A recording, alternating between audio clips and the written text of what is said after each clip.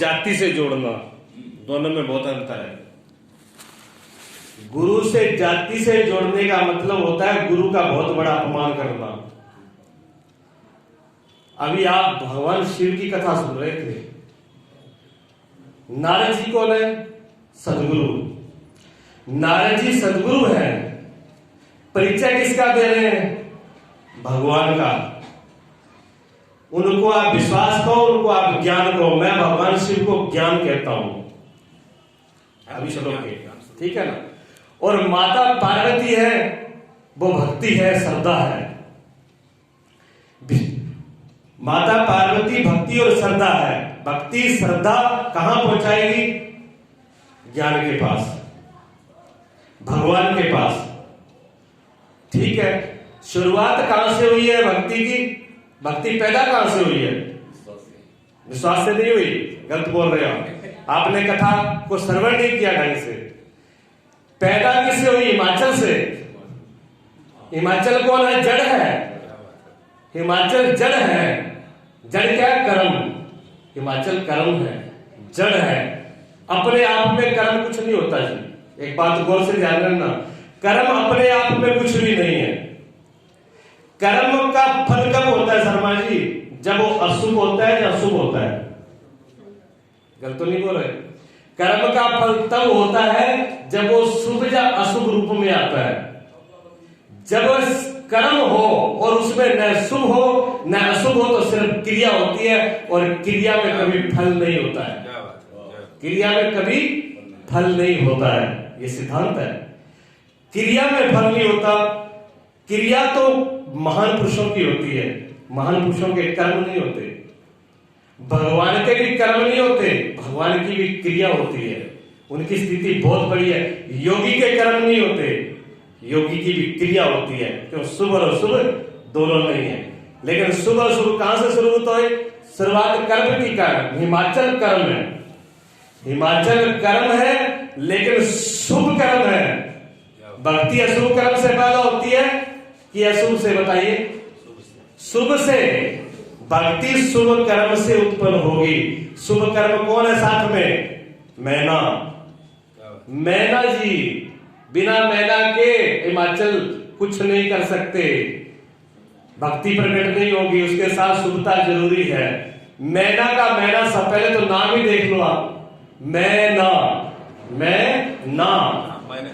बकरे ने मैं किया तो कटाया शीश, और मैना ने मैना कहा तो मोल गया 10-20। मैना, अभी देखो अचानक जी बोल रहे थे कि बीच में दखल नहीं देती है, बोलती नहीं है। पार्वती बीच में है, गुरु पास में है, तो मैना बोली नहीं। गौर से सुना था, बोली नहीं है बीच में, क्योंकि मैं है ही नहीं। मैना अपने आप को प्रतिष्ठित नहीं कर रही, बोल ही नहीं रही है, बता ही नहीं रही है कि मैं हूं। अपना एहसास नहीं करा रही। लेकिन कब कराती है? जब कोई अशुभता आती है तो शुभ कर्म अशुभता को प्रकट नहीं होने देता, तब विरोध बराबर खड़ा होता है। आप ये बताइए, शुभ कर्म और अशुभ कर्म की तुलना कैसे करोगे? यानी अंधकार और प्रकाश की तुलना कैसे करोगे? प्रकाश को देखने के लिए अंधकार अनिवार्य है, जरूर है, और अंधकार को देखने के लिए प्रकाश। अगर दोनों में से एक हटा लिया जाए तो दोनों की सिद्धता नहीं हो पाएगी। एक दूसरे के पूरक है, विरोधी नहीं है। दर्शा रहे हैं, बता रहे हैं, और एक अर्थ में विरोधी भी है। ठीक है ना। जहां जहां अशुभ की बात उनको लगा कि हिमाचल गलत, आपने सुना देखो वर्ग कैसा होना चाहिए, कन्या के लिए क्या चुनना चाहिए, बहुत विस्तार से आप समझाया आपको। तो जहां वो जब जरूरत थी, मैंने कहां बोली कि कुछ गड़बड़ ना आ जाए, अशुभ ना आ जाए। जब अशुभ का आभास होते देखा तो शुभ खड़ा हो गया बीच में, तो मैना जी बीच में खड़ी हो गई, अपनी उपस्थिति एहसास करवाई। हमारे जीवन में कहीं अशुभ न हो जाए, हमारा जीवन कहीं अशुभता की तरफ न चला जाए, हम गलत रास्ते पे न चले जाएं, इसलिए शुभ कर्मों को करते रहिए। शुभ कर्म अगर बंद हो गए तो कुछ भी होने वाला नहीं है। कर्म सबसे पहले कर्म है, बिना कर्म के। और कर्म कैसा? नियत, विहित, शुभ। वो कर्म जब होगा हमारे जीवन में तब भक्ति, उसके बाद में भक्ति का जन्म होगा। जब तक सेवा में बहुत चीज बड़ी आ जाती है। गुरु नानक देव जी ने 3 बातें कही, कीरत, सुमरन और वंड छक्के खाओ। 3 बातें कही। मतलब अकेले आप मत खाना, खिला कर खाना। इसलिए पंजाब में कोई आदमी चला जाए भूखा नहीं रहेगा। सरदार के यहां पर किसी अनजान व्यक्ति का भी आवागमन हो जाए, वो उसके दरवाजे पे भूखा नहीं सो सकता, क्योंकि गुरुओं ने बाला उपदेश किया है। गुरु की आज्ञा का पालन हो रहा है। और उनका सुमरन भूलना नहीं, इसको अपने सदगुरु को, अपने प्रभु को, अपने सत्य को, अपने आप को कभी भूलना नहीं, उसको स्मरण करके रखना। और कीरत, कीरत शुभ कर्म। सेवा जैसी पंजाब में पूरे वर्ल्ड में प्रसिद्ध है, पूरी दुनिया में प्रसिद्ध है सेवा पंजाब की। कैसी सेवा करते हैं? 1-1 लाख व्यक्ति को भोजन कराया जाता है। आप स्वर्ण मंदिर में जाके देखिए। और आप जीभ से, हाथ से नहीं, आप जीभ से चाट के देख लेना, आपकी जिभ्या पर रेता नहीं आएगा, बालू नहीं आएगी। 1 लाख आदमी गुजरने के बाद भी मंदिर में आपका पैर उठा और उन्होंने सफाई करी। आज जनता निकलती जा रही है, लाखों की भीड़ है, लेकिन पोछा उनका बंद नहीं हो रहा। हर पैर पे पोछा लगता जा रहा है। देखना प्रैक्टिकल, मेरी मानो मत, स्वर्ण मंदिर कोई दूर नहीं, विदेश में नहीं है, देश में। आप जाकर के देखना, बहुत लोगों ने देखा भी होगा। और किस तरीके से किया जाता है। आपने जूता उतार के रख दिए वहां पर। एक बार तो ऐसा हुआ, जूता उतार के आए, वो जब गए तो जूता मिले नहीं। उन्होंने कहा महाराज गुरुद्वारे की बहुत बड़ी महिमा सुनी है कि यहाँ पर बड़े ईमानदार और बड़ी सच्चाई से काम होता है, जूता गायब हो गए। वो पहली बार गया था। दूसरे मित्र ने कहा रुको, जूता आपके मिलेंगे, पहचान ली, वहां देखिए, पहचान लो, पॉलिश करके साफ करके रखे हुए। जूता को पॉलिश करके, पोंछ के, साफ करके, सफाई से रखा होगा। और जो लोग जाती है संगत, उनकी धूल को उठा करके अपने घर लेके जाते हैं वो लोग। क्यों लेके जाते हैं? ये जो यहां पर आए हैं, ये गुरु के भक्त आए हुए हैं। हम गुरु को तो नहीं देखा, गुरु तो हमें नहीं मिले, भगवान हमें नहीं मिले, लेकिन भगवान के भक्त यहाँ पर आए हैं। और उन भक्तों की जो धूल है, भक्तों की अगर धूल मिल गई तो हमारा कल्याण हो गया। तो उन भक्तों की आप जो जाओगे, आपकी धूल को लेकर के और घर पे ले आते हैं, घर पे रखते हैं, अपने माथे में लगाते हैं, टीका लगाते हैं, इतना सम्मान करते हैं, प्रत्यक्ष प्रमाण। तो ये सेवा है, ये कर्म, शुभ कर्म। जब ऐसी सेवा, ऐसी कृत्य होता है, घबराए नहीं। बड़े बड़े देखो, कोई भी गया हो, देश के प्रधानमंत्री मोदी जी भी गए, और भी मनमोहन सिंह जी भी गए, उन्होंने भी गुरुद्वारे में जाके थोड़ी अपनी सेवा का प्रण निभाया, थोड़ी सेवा उन्होंने भी की, जैसा उनके पास टाइम था, अवस्था थी। उनको वो ये सोचते कि हम बहुत बड़े हैं, प्रधानमंत्री के पद पे हैं। अच्छा, सदगुरु और भगवान के सामने बड़ा कौन होगा? उनसे बड़ा कोई हो सकता है? उनसे बड़ा कोई नहीं हो सकता। सदगुरु और भगवान से बड़ा कोई नहीं हो सकता। सदगुरु से बड़ा कोई नहीं हो सकता।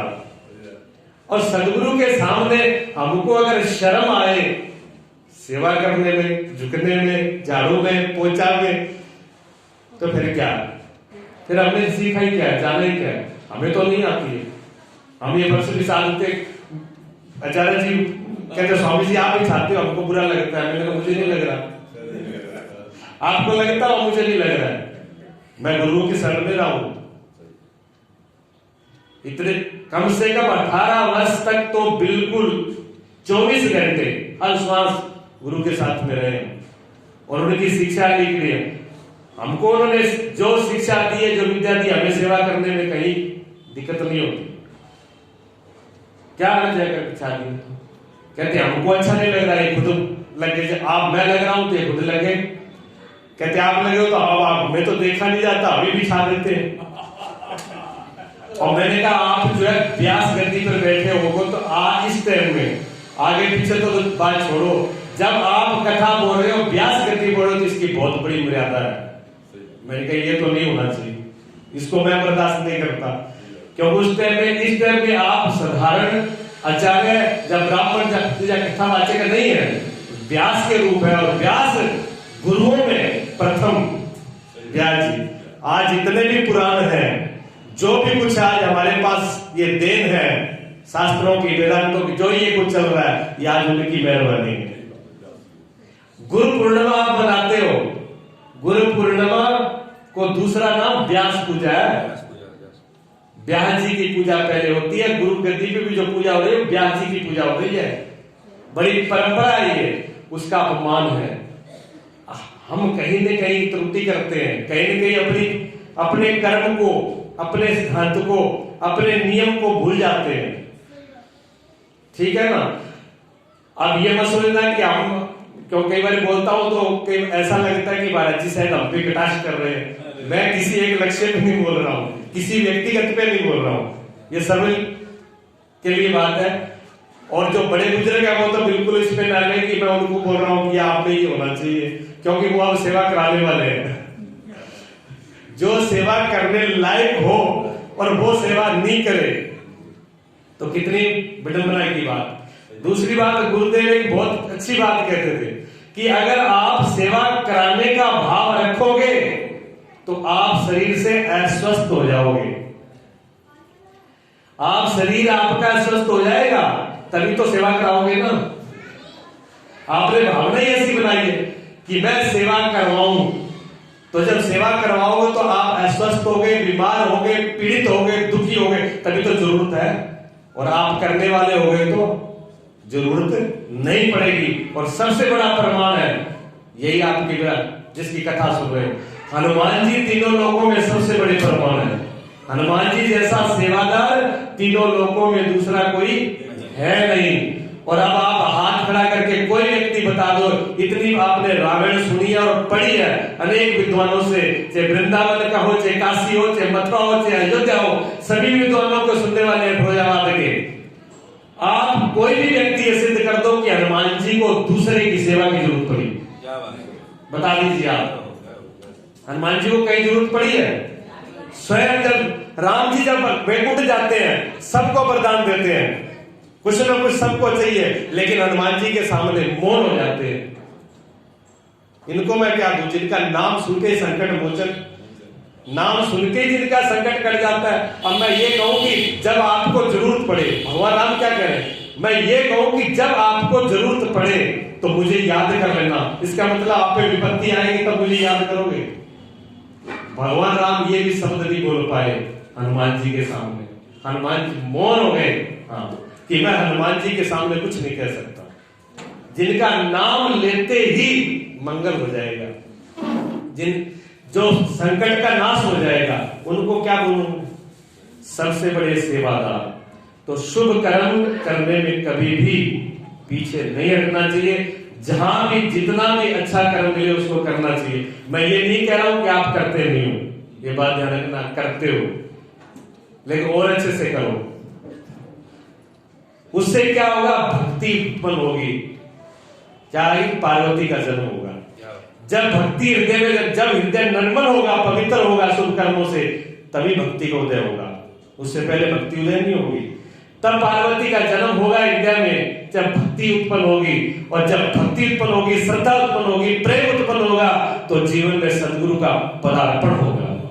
उससे पहले अगर सदगुरु का पदार्पण हो गया तो व्यर्थ हो जाएगा। बिना समय के, जब तक आपका हृदय, जब तक आपका अंतःकरण, जब तक आपका मन बुद्धि शुद्ध नहीं है, उससे पहले अगर भगवान खड़े हो जाए, सदगुरु खड़े हो जाए, वो बेकार हो जाएंगे। अर्जुन के सामने भगवान थे नहीं, क्या थे अर्जुन के लिए? सखा थे, मित्र थे। कभी सोचा ही नहीं अर्जुन ने कि ये जो मेरे सामने खड़े हुए हैं ये कौन है? ये स्वयं परमात्मा है। कैसा व्यवहार हो रहा था? एक मित्र की तरह व्यवहार हो रहा था। दिव्य चक्षुदामी, जब दिव्य चक्षु भगवान ने अर्जुन को दिए, उसके बाद तो विराट रूप देखते, फिर तो भगवान की महिमा जो है वो समा नहीं पाती, उनकी आंखें देख नहीं सकती, हृदय में समा नहीं रही है कि जिनको मैं अभी तक सखा समझ रहा था ये क्या है।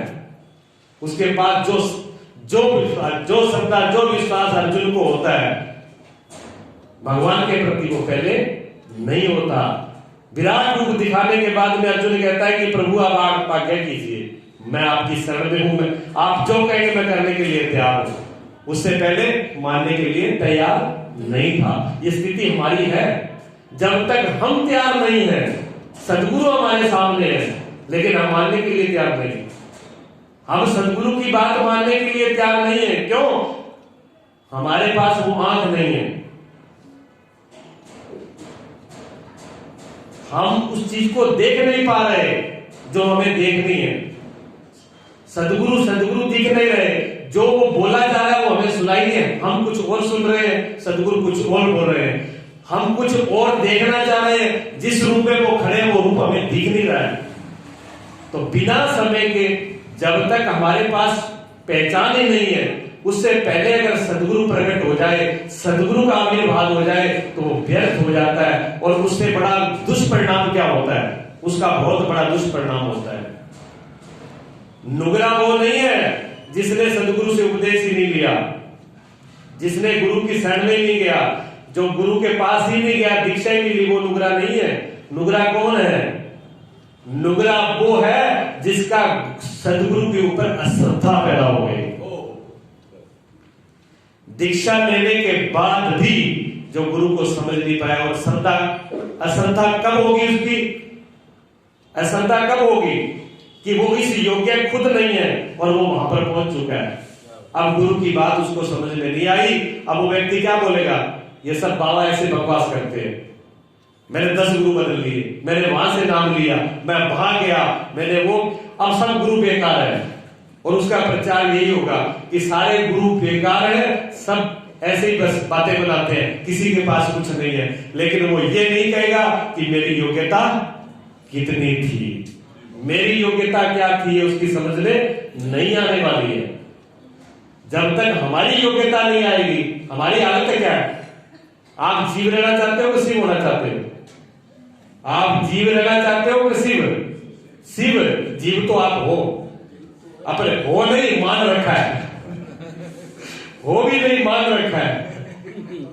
इस मान्यता को तोड़ने के लिए तो आप ये प्रयास चल रहा है, ये दिख जाए।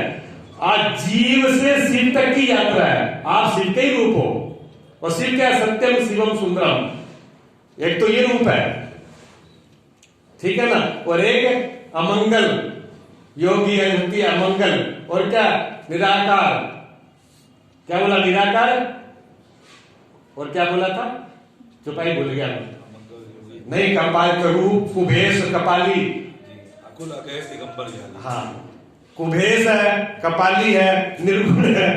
एक तो ये रूप है, और एक सत्यम शिवम सुंदरम, और फिर कर्पूर गौरम करुणावतारम। कर्पूर वो कितने सुंदर है। एक तो भगवान की स्तुति है कि कर्पूर गौरम करुणावतारम, कि कितने सुंदर कपूर फेंक है। कपूर देखा कितना गोरा, कितना सफेद होता है, वो भी कुछ नहीं है उनके सामने, इतने तो गोरे हैं वो। और उधर कहते हैं कुभेश, निराकार है ही नहीं, उनका शकल रूप रंग भी नहीं है, ठीक है ना। और क्या? नमामि सनिशान निर्वाण रूपम विभम व्यापकम ब्रह्म वेद स्वरूपम। आप देखिए इसी रामायण का प्रमाण उत्तराखंड में कहां का नमामि सनिशान निर्वाण रूपम। क्या उनका स्तुति वंदना है सदगुरु की। भगवान शिव के कितने स्वरूप है, लेकिन सदगुरु ने कहां से स्वरूप किया? जानिए, मैंने इसलिए तो कहा कि अगर हमारी योग्यता नहीं, हम फिर चूकेंगे, फिर हमारे से गलती होगी। जब सदगुरु ने ये नहीं कहा कि सत्यम शिवम सुंदरम, कि कर्पूर गौरम, नारद जी ने ये नहीं कहा। नारद जी ने कहां से शुरू किया? कि कुभेश है, निराकार है, अमंगल है, कपाली है। जिस परमात्मा की तरफ आप जाना चाहते हो ना, जब सदगुरु के पास जाते हो तो सदगुरु ये कहता है कि ये माया मोह ममता, ये घर परिवार, जो सुंदरता आपने रचा रखी है, सब छोड़नी पड़ेगी, इसको सब हटाना पड़ेगा। और हम क्या कहते हैं तब? अरे परमात्मा की तरफ जाना और ये सब छोड़ना पड़ेगा तो परमात्मा जाएगा में। हम तो इसी में जी रहे हैं। कबीर साहब के पास पहुंचे एक दीक्षा के लिए कि जी दीक्षा लेना है। कबीर साहब तो अभी दूसरी जगह अंदर बैठे थे, कमाल बैठा था। उसने धार लगाई, धार लगा करके बैठे रहे, उनका इंतजार करो। अरे हम तो दीक्षा लेने के लिए आप इसी में धार दिए जा रहे हो सूर्य पर। कहते महाराज सूर्य पे धार दे लूं, पहले शीश कटेगा उसके बाद तो दीक्षा होगी। अरे राम राम राम, जब शीश ही कट जाएगा तो दीक्षा कौन तुम्हारा बाप लेगा? तुम रखो अपनी दीक्षा, लेना देना। शुरुआत ऐसे होती है महाराज। कबीर साहब ने कहा जो घर मारे आप न चले हमारे संग, जो अपने घर में झुग्गी चौपड़ी में आग लगाए वो मेरे साथ में चले। अब बताओ कौन तैयार होगा जाने के लिए? होगा कोई तैयार? सदगुरु की शुरुआत ऐसी होती है जी। नारद जो है सदगुरु को कह रहे हैं देख लो आपको चलना है शिव के पास। वो कैसा है? अमंगल है, निराकार, कोई आकार नहीं मिलेगा आपको। ये रंग रूप सब छोड़ने पड़ेंगे। वेश कपाली, कपाल धारण। अब कपाली के दो, एक तो कपाल धारण किए हुए, लेकिन योगी है ना, कपाली का मतलब होता है जिसका वास ही कपाल में हो। योगी 10वें द्वार में यहाँ निवास करते हैं। जब समाधि लगा के देखना, थोड़ा बहुत कोई अभ्यास किया करो समाधि का भी। अगर यहाँ 10वें जब ध्यान पहुंचेगा, जब यहाँ वृत्ति रुक जाएगी तो समाधि लग जाएगी 1 मिनट के अंदर। समाधि यही सहस्त्रार में लगती है, सहस्त्रार में। तो ये कपाल के अंदर जो वास करे वही तो कपाली है। शिव का वास यही है, शिव का वास कपाल में है। तो कपाल में जो वास करे वो कपाली है।